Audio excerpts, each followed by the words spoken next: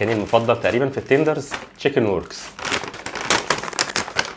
تشيكن ووركس ده بيعمل تندرز، بيعمل ساندوتشات. انا كنت جربت التندرز دي من عنده من سنه ونص، والوجبه دي حلوه جدا. انت ممكن تطلب من اول 3 تندرز، بس حجم التندرز عندهم حلو قوي. ال 3 تندرز ب 170 جنيه، اختار معاه صوص.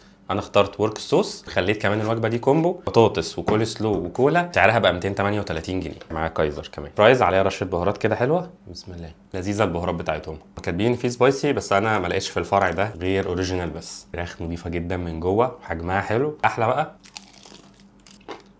الكراست بتاعتها، فيها طعم فلفل اسود على ليمون في التتبيله، حلوه قوي قوي. الصوص ده سبايسي شويه، هو تقريبا ميكس صوصات كتير عارفينها، بس سبايسي شويه في الاخر، لذيذ برضه. والله في جلافز يعني حاجه حلوه. ده الكول سلو كطعم حلو ومسكر، هم بس مقطعين الكرنب كبير شويه، بس اوفر اول وجبه كده تستمتع بيها. دي انا طلبتها ليمون، بس اول مره اشوف النوع ده.